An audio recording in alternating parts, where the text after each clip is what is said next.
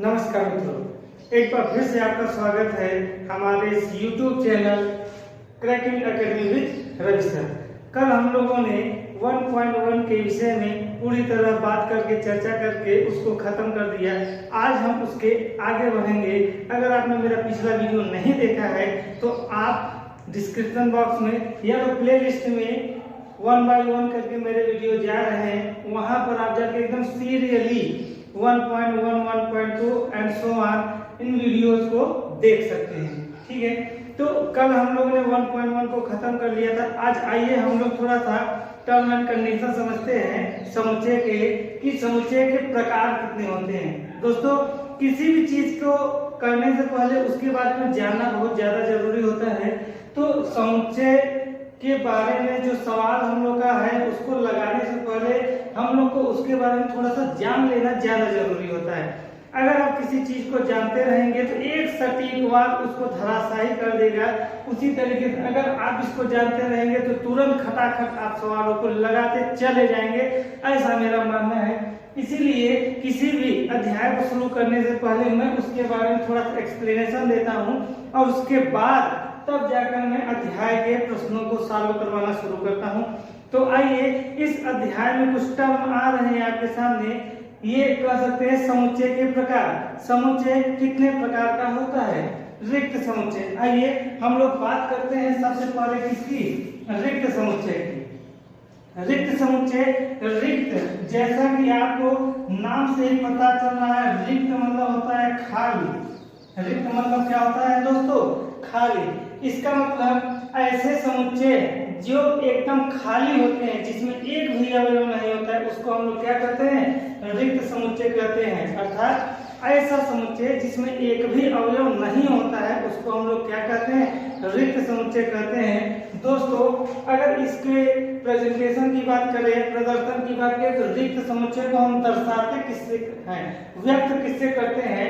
तो रिक्त समुच्चय को हम दोस्तों फाई से डिनोट करते हैं। यानी set A equal to phi.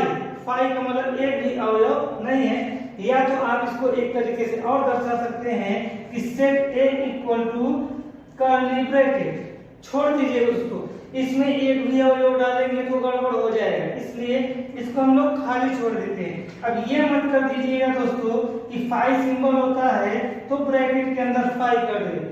अगर ब्रैकेट के अंदर फाई करेंगे तो इसका मतलब एक एलिमेंट है, फाई एक एलिमेंट है। या तो आप इसको इस तरीके से करेंगे या तो इस तरीके से करेंगे, ऐसे बिल्कुल नहीं करेंगे दोस्तों। ठीक है, आगे बढ़ते हैं। एकल समुच्चय। एकल जैसा कि आप देख रहे हैं, नाम ही हमारा है क्या? एकल। एकल का मतलब होता है सिंगल। एकल का मतलब होता है हम लोग का दोस्तों सिंगल। तो एकल समुच्चय का मतलब होता है सिंगल सेट, अर्थात ऐसे समुच्चय जिसमें केवल एक अवयव होते हैं, केवल एक एलिमेंट होते हैं, उनको हम लोग कहते हैं एकल समुच्चय। जैसे सेट S बराबर अगर हम ले लेते हैं सिर्फ A हो, या A बराबर ले लेते हैं सिर्फ A हो, या C बराबर ले लेते हैं सिर्फ 1 हो, या फिर आपका क्या हो? सिर्फ 0 हो। तो आप देख रहे हैं सभी समुच्चयों में अवयवों की संख्या कितनी है दोस्तों? सिर्फ 1 है। ठीक है, सिंगल 0 है, सिंगल 1 है, सिंगल A है, सिंगल A है, या फिर यहाँ पर हम कुछ भी ले सकते हैं, B ले लेते हैं, लेकिन एक ही अवयव होगा दोस्तों, उसको हम लोग क्या कहते हैं? एकल समुच्चय कहते हैं। समझ में आ गया होगा दोस्तों? ठीक है, आगे हम लोग बढ़ते हैं परिमित समुच्चय पर। एकल समुच्चय का मतलब क्या हो गया दोस्तों? जिसमें सिर्फ एक अवयव होते हैं। आइए हम लोग बात करते हैं किसकी? परिमित समुच्चय की। परिमित। परिमित, परिमित का मतलब होता है फाइनाइट, FINIT। ठीक है, परिमित का मतलब होता है फाइनाइट, अर्थात दोस्तों कि जिनमें ऐसे सेट जिनमें अवयवों की संख्या, एलिमेंट के जो नंबर होते हैं वो क्या होते हैं? एक निश्चित होते हैं। ऐसे सेट जिसमें एलिमेंट के जो संख्याएं होती है वो क्या होती है? निश्चित होती है, उन्हें हम क्या कहते हैं दोस्तों? परिमित समुच्चय कहते हैं। जैसे A बराबर हमने ले लिया 1 2 3 4 5 6। तो देखिए दोस्तों, 2 से शुरू हुआ 6 पर खत्म हो गया, निश्चित है या नहीं? या फिर हमने ए बराबर ले लिया A B C D E, तो देखिए ए से शुरू हुआ ई पर खत्म हुआ। तो इसी तरीके से हम लोग का जहां पर एक लास्ट एंडिंग पॉइंट होता है उसको हम लोग क्या कहते हैं, परिमित समुच्चय, अर्थात वे समुच्चय जिनमें अवयवों की संख्या निश्चित होती है। हम बता सकते हैं कि 2 अवयव है, 5 अवयव है, 4 अवयव है, 1 अवयव है, 3 अवयव है, 10 अवयव है, एलिमेंट है, उसको हम लोग क्या कहते हैं, परिमित। ये हम लोग का अपरिमित समुच्चय। अपरिमित समुच्चय के मतलब हो गया आई इनफाइनाइट से, क्या हो गया दोस्तों, इनफाइनाइट से, यानी ऐसे समुच्चय जिनमें अवयवों की संख्या असंख्य होती है, अनंत होती है, जिनमें हम अवयवों की संख्या का पता नहीं लगा सकते, उसको हम लोग क्या कहते हैं दोस्तों, अपरिमित समुच्चय कहते हैं। जैसे अगर हम ए बराबर कर दे 1 2 3 एंड डॉट डॉट डॉट, अब ये जो डॉट है ये आपको बता रहा है ये आगे तक चला जाएगा, कहां तक जाएगा ये हमको पता नहीं है, ना आपको पता है ना किसी को पता है, यानी ये क्या है, अपरिमित है, अनंत तक जाएगा। आप कुछ भी कर सकते हैं, लाख 10 लाख 10 करोड़ संख्या, ठीक है। जैसे हम लोग का यहाँ पर हो गया दोस्तों, हम कर लेते हैं, जैसे b बराबर कर सकते हैं कि सम संख्याओं का समूह, सम संख्याएं। अब यहाँ पर हो गया हम लोग का दोस्तों सम संख्या, लेकिन कौन सी सम संख्या ये बताया है, क्या सम संख्या सिर्फ 2 ही है या 4 ही है या 6 ही है या 8 ही है, 10 है, 12 है, ठीक है, क्या यही 10 सम संख्या है दोस्तों। सम संख्याएं अनंत हो सकती हैं, लेकिन ये बताया नहीं है कहां तक, तो ये हमारा क्या हो गया, अनंत हो गया, इनफाइनाइट, यानी अपरिमित समुच्चय हो गया दोस्तों।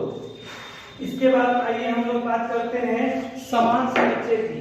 समान समुच्चय देखने से ही लग रहा है दोस्तों कि 2 सेट, इसमें समान समुच्चय में 2 सेट होंगे, अगर ये एक दूसरे के इक्वल हुए तो वह सेट क्या कहलाएगा, समान सेट कहलाएगा, समान समुच्चय कहलाएगा। इक्वल सेट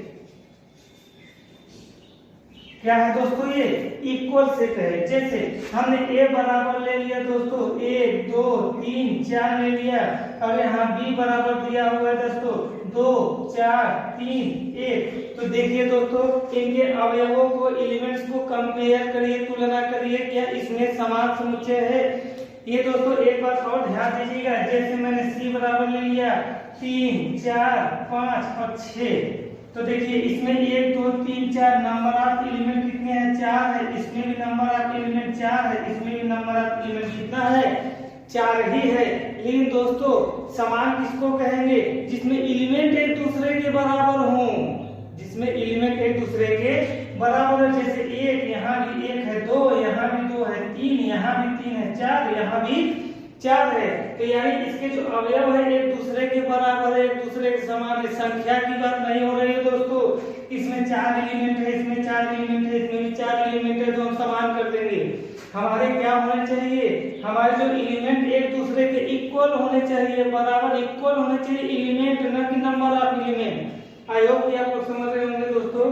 तो यहाँ पर ये हम लोग का समान नहीं होगा, बल्कि जो सेट A होगा वो इक्वल होगा किसके, सेट B के।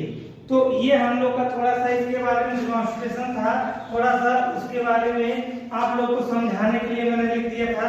आइए अब हम लोग अध्याय पर चलते हैं। हालांकि आई होप, ये मैं आशा करता हूँ आपसे कि आप लोग इतना समझ गए होंगे। आइए हम लोग चलते हैं अध्याय 1.2 को। ये हम लोग का किसका है, सेट्स का है 1.2, जिसमें आपका सवाल नंबर 1 कह रहा है दोस्तों, ये कह रहा है कि कौन से रिक्त समुच्चय के उदाहरण हैं और कौन से नहीं है। तो यहाँ पर पहला नंबर हम कह रहे हैं दोस्तों, पहला का ये पहला है, ये कह रहा है 2 से भाज्य विषम प्राकृतिक संख्याओं का समुच्चय।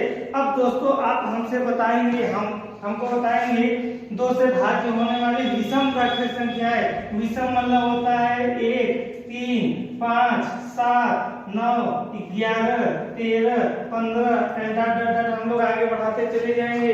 तो आप बताइए दोस्तों, क्या इनमें से ऐसी कोई भी संख्या है जो कि आपका 2 से भाज्य है? नहीं है दोस्तों, बिल्कुल नहीं है। आप बिल्कुल कह सकते हैं कि विषम संख्याएं 2 से भाज्य नहीं होंगी। क्यों? क्योंकि 2 हमारा सम है और ये सभी विषम है। तो क्या आपको कोई भी ऐसा एलिमेंट नहीं मिलेगा? जब दोस्तों नहीं मिलेगा तो हम उसको क्या कहेंगे? यह रिक्त समुच्चय है। कौन सा समुच्चय है दोस्तों? रिक्त समुच्चय है। क्वेश्चन नंबर 2 कह रहा है सम अभाज्य संख्याओं का समुच्चय। दूसरा नंबर ये कह रहा है सम अभाज्य संख्या। तो पहले तो हम अभाज्य संख्याओं की बात करते हैं। 2 है, 3 है, 5 है, 7 है, 11 है, 13 है, 17 है और 19 है, ठीक है, 23 है। हम डॉट आगे बढ़ते चले जाएंगे दोस्तों। तो आप जरा बताइए कि इसमें सम अभाज्य संख्याएं है? तो जी बिल्कुल, हमारा ये जो 2 है ये अभाज्य भी है और सम है, यानी बाकी सम ना सही लेकिन 1 2 तो हमको मिल ही रहा है। तो यानी हमारे सेट में एक एलिमेंट तो मिल रहा है। और ये पूछा क्या है दोस्तों? कह रहा है कौन सा रिक्त समुच्चय है। तो क्या ये हम लोग का रिक्त समुच्चय है? तो कहेंगे दोस्तों रिक्त समुच्चय नहीं है। क्या है दोस्तों? ये रिक्त समुच्चय नहीं है। क्यों? क्योंकि हमको यहाँ पर 1 2 प्राप्त हो रहा है। तीसरे नंबर के सवाल पर हम लोग चलते हैं। इसी का तीसरा नंबर कह रहा है दोस्तों x सच दैट एक प्राकृत संख्या है जहाँ x 5 से छोटा है और x 7 से बड़ा है। आप जरा हमको बताएंगे दोस्तों कि x is less than 5 and greater than 7।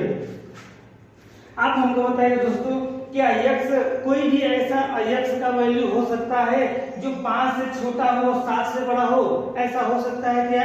कोई ऐसा हो सकता है 5 से बड़ा हो 7 से छोटा हो? सॉरी, 5 से छोटा भी हो और 7 से बड़ा भी हो। 7 से बड़े की बात करेंगे तो आपका 8 9 10 11 12 13 ये आ जाएगा। क्या आ जाएगा दोस्तों? ये आएगा 8 9 10 और 11 12 13। और 5 से छोटे की बात करेंगे दोस्तों तो आएगा आपका 4 3 2 1 0। तो अब बताइए दोस्तों इन दोनों के बीच में कोई ऐसा है जो x का वैल्यू हो सकता है? 5 से बड़े 7 से बड़े हम लोग जाएंगे तो 8 9 10 से आ रहा है। 5 से छोटे में जाएंगे तो 4 3 2। तो ऐसा कोई एलिमेंट है? बिल्कुल नहीं है। तो जब बिल्कुल नहीं है तो हम क्या कहेंगे? रिक्त समुच्चय। क्या कहेंगे दोस्तों? रिक्त समुच्चय है। ठीक है, आगे बढ़ते हुए हैं इसी के पॉइंट नंबर 4 की बात करते हैं दोस्तों। पॉइंट नंबर 4 में कह रहा है y सच दैट y किन्हीं 2 समांतर रेखाओं का उभयनिष्ठ बिंदु। आप लोग जानते हैं दोस्तों कि समांतर रेखाएं ऐसी होती हैं जो हर जगह जिनकी दूरी एक दूसरे से क्या होती है? बराबर होती है। जब इनकी यहाँ की दूरी बराबर है यहाँ की दूरी, तो ये ऐसे ही अपना होता चला जाएगा। तो क्या एक दूसरे से कभी भी आकर मिल सकेंगी? ये संभव नहीं है दोस्तों, यह संभव नहीं है। जब ये एक दूसरे से नहीं मिलेंगी तो कहीं पर जब मिलेंगी ही नहीं तो इनका कोई उभयनिष्ठ बिंदु, उभयनिष्ठ का मतलब होता है कॉमन, यानी जहां पर ये पहली लाइन भी रहे L और दूसरी भी लाइन रहे M। जैसे एक लाइन है L ऐसे, एक लाइन M है ऐसे और यहाँ दोनों मिल गई तो ये जो बिंदु हुआ इस लाइन L के लिए और इस लाइन M के लिए भी कॉमन हो गया, दोनों के लिए बिंदु हो गया। लेकिन जब ये समांतर है इसके, ये M है ये L है, ये कहीं मिलेंगे ही नहीं तो क्या कहीं कॉमन होगा दोस्तों? बिल्कुल नहीं होगा। और जब किसी चीज में कोई कॉमन नहीं होता है तो वह हमारा क्या है? रिक्त समुच्चय है दोस्तों। ठीक है, रिक्त समुच्चय है। तो इस तरीके से आप लोगों ने पहले सवाल को बड़े ही आसानी से समझ बूझ करके लगा लिया। और अब हम चलते हैं सवाल नंबर 2 के पॉइंट नंबर 1 पर। दोस्तों सवाल नंबर 2 कह रहा है कौन सा अपरिमित है और कौन सा परिमित है? बड़े ही आसानी से आप लोग बता सकते हैं दोस्तों। अब आप हमें बताइए वर्ष के महीनों का समुच्चय। आपको पता है कितने वर्ष के महीने होते हैं? वर्ष के महीनों में 1000 2000 10,000 महीने होते हैं दोस्तों? बिल्कुल नहीं। आप जानते हैं मात्र 12 महीने होते हैं, मात्र 12 महीने होते हैं। और उनको हम बड़े आसानी जनवरी फरवरी मार्च अप्रैल मई जून जुलाई अगस्त सितंबर अक्टूबर नवंबर दिसंबर, बस खत्म। तो जिसको हम काउंट कर सकते हैं, जिसको हम गिन सकते हैं, वो हमारे क्या होते हैं, परिमित होते हैं। और जिसको हम नहीं गिन सकते हैं उसको हम क्या कहते हैं, अपरिमित। तो बताइए दोस्तों कि आपका ये जो वर्ष के महीनों का समुच्चय है वो क्या है, परिमित है या अपरिमित है? दोस्तों हम लोग कहेंगे इसको क्या, परिमित समुच्चय।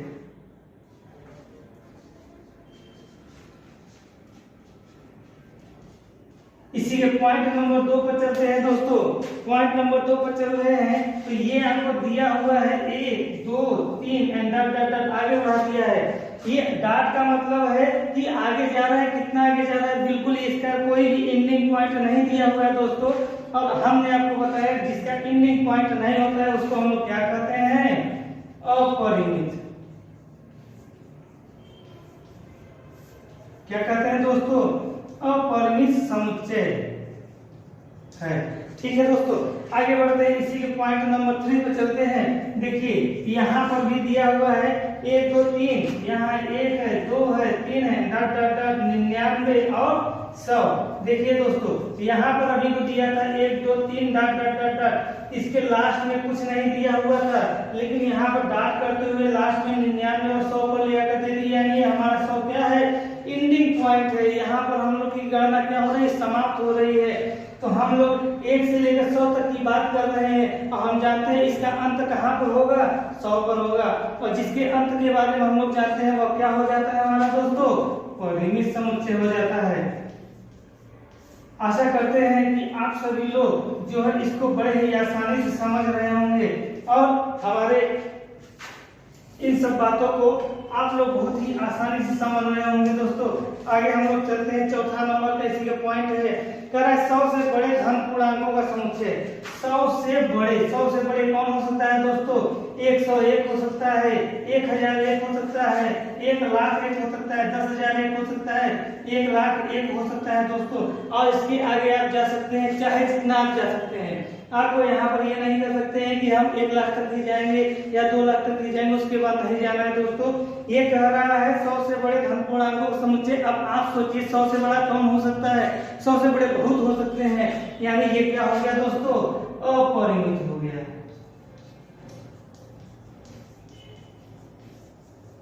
अपरिमित समुच्चय।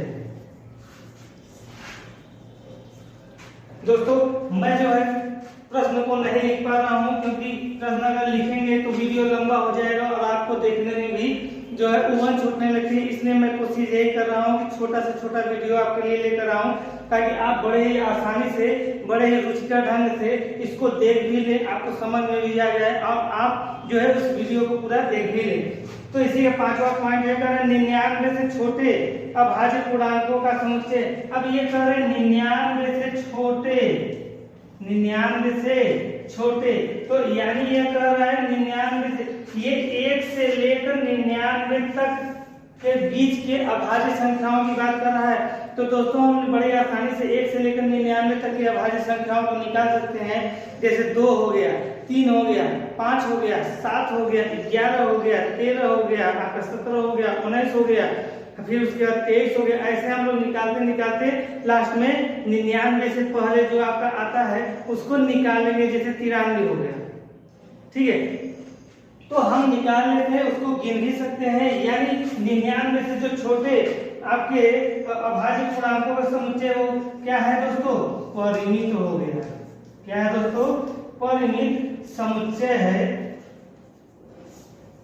तो इस तरीके से आपने बड़े ही सफलतापूर्वक प्रश्न नंबर 2 के भी सभी पॉइंटों को सीख लिया, जान लिया। अब हम लोग चलते हैं प्रश्न नंबर 3 के ऊपर। अब देखते हैं कि हमारा प्रश्न नंबर 3 क्या कह रहा है।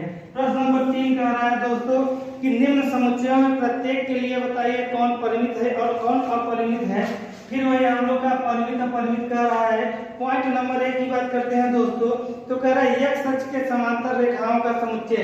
अब जैसे हम लोग यहाँ पर एक ये हो गया, y अक्ष हो गया, ये हम लोग का x अक्ष हो गया।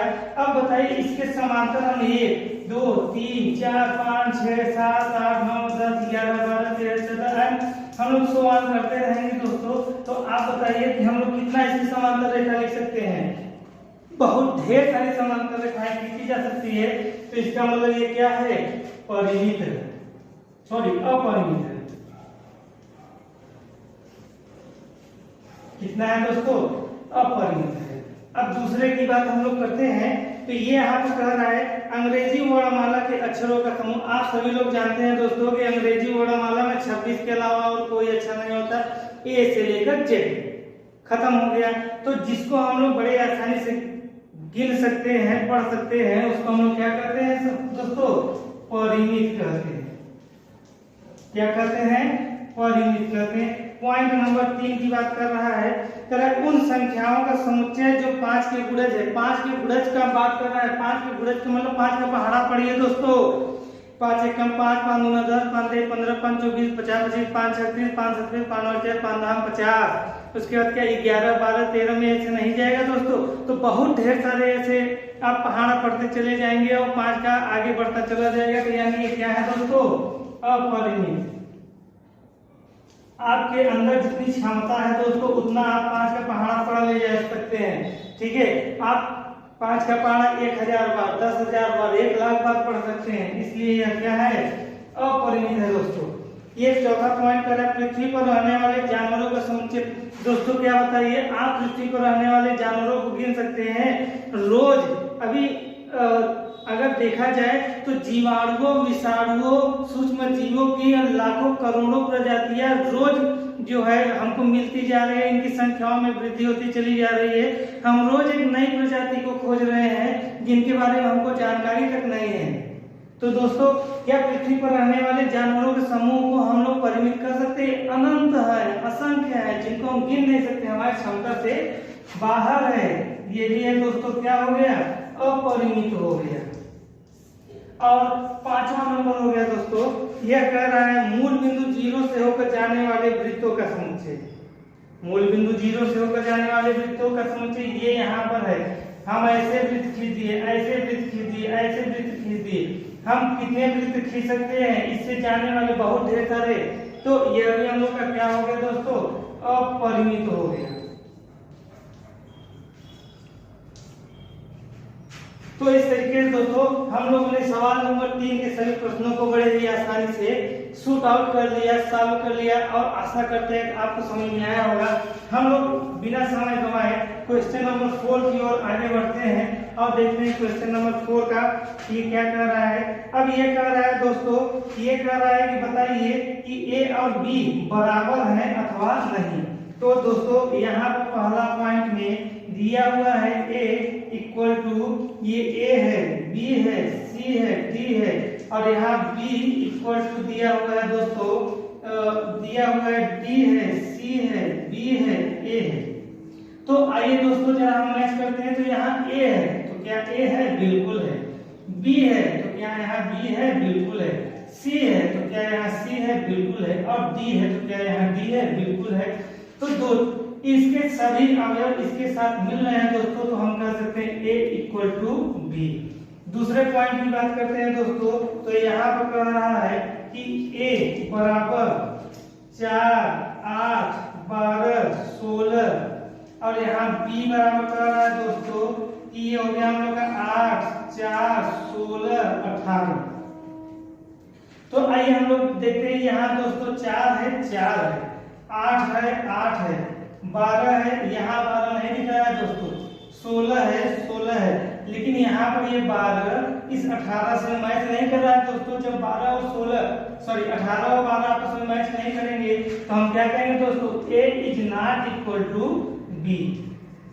तीसरे को हम लोग देखते हैं दोस्तों। तीसरे में यहाँ पर कह रहा है कि a बराबर दिया हुआ है 2, 4, 6, 8, 10 और दोस्तों b बराबर दिया हुआ है, कह रहा है समधन पूर्णांक है और 10 के बराबर है या 10 से छोटे हैं। तो हमने बताया है कि x इज लेस देन और इक्वल टू 10, यानी 10 से छोटा है या तो 10 के बराबर है।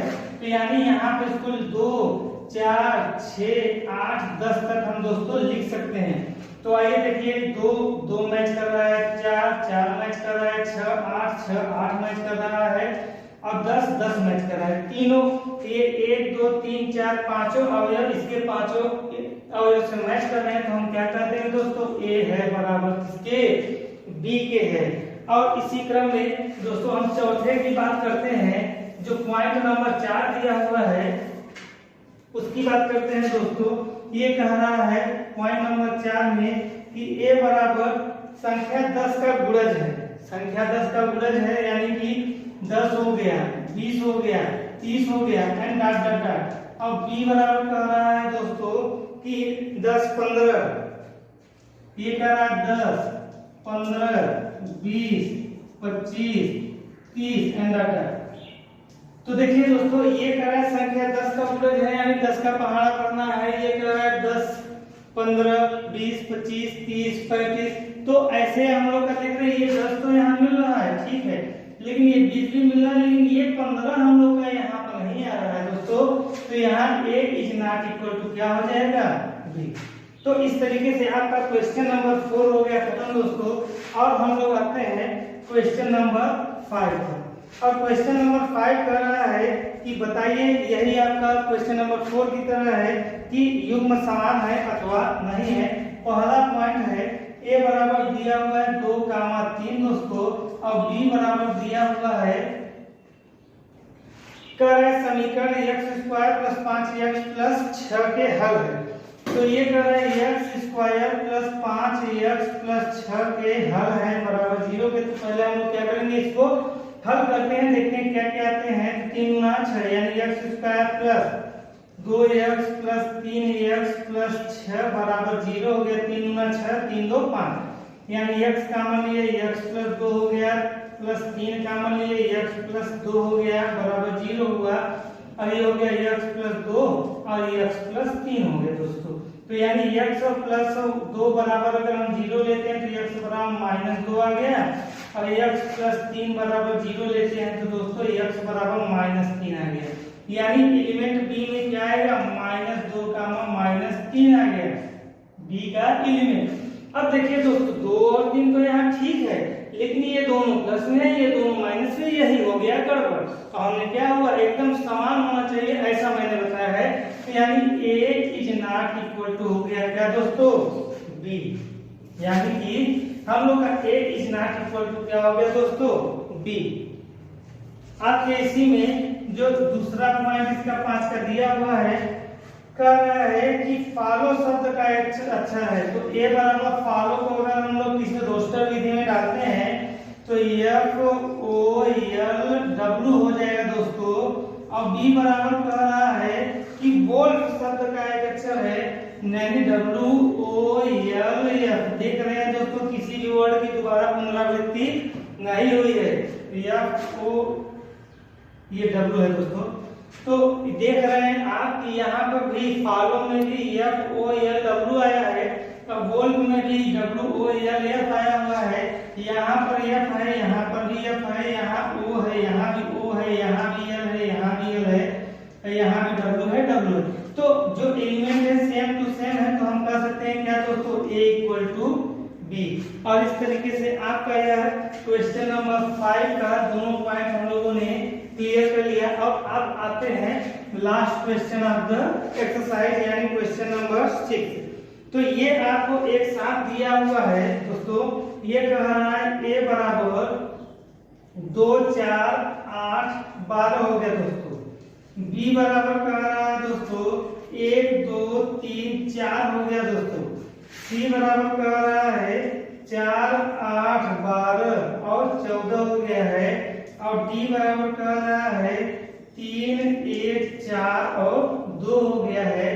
और यहाँ e बराबर दिया हुआ है -1, -1 और f बराबर दिया हुआ है आपका 0, a।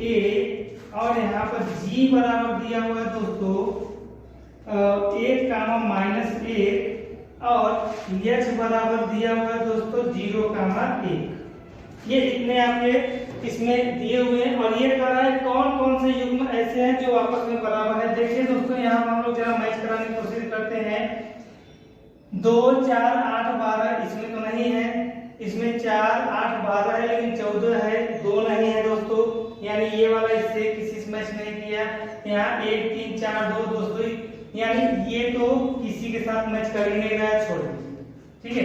अब बी को देखते हैं, 1 2 3 4 है दोस्तों, तो यहाँ देखिए 1 है, 2 है, 3 है, 4 है, तो हम कह सकते हैं कि जो बी है वो हमारा इक्वल है किसके दोस्तों, डी के। ठीक है, और उसके बाद करते हैं ये पहला नंबर, और इसके बाद ये सेकेंड नंबर में हम लोग लेते हैं। देखिए दोस्तों यहाँ पर ये हो गया, ये माइनस है, ये 1 है, और यहाँ पर -1 है, ये 1 है, यानी दोस्तों यहाँ देख रहे हैं जो ई नंबर है वो इक्वल है किसके, जी के। ठीक है, आइए हम लोग तीसरा नंबर देखते हैं, और यहाँ ये 0 है, ए है, और ये 0 है, 1 है, यानी इन दोनों के अलावा और कोई भी एक दूसरे के साथ मैच नहीं कर रहे हैं। तो इस तरीके से अध्याय 1.2 समुच्चय सिद्धांत के अध्याय 1.2 को हम लोगों ने बड़ी आसानी से समझते हुए खत्म कर दिया।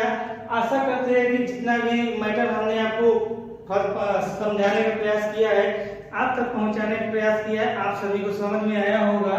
और इसी के साथ हम इस सेशन की समाप्त करते हैं, इस सेशन को समाप्त करते हैं। और अगर आपको यह वीडियो अच्छा लगा हो तो please like, share and subscribe जरूर करिएगा, बेल आइकन को जरूर दबाइए, ताकि जो भी हमारा नया अपडेट रहे आप तक पहुंचता रहे। और सभी को प्लीज दोस्तों, सभी को अपने जितने व्हाट्सएप ग्रुप है, फेसबुक ग्रुप है, सभी में इसको ट्रोल कर दीजिए, ताकि आपके अलावा आपके जितने मित्र हैं, दोस्त हैं, उन सभी को इसका फायदा मिल सके। Thank you all.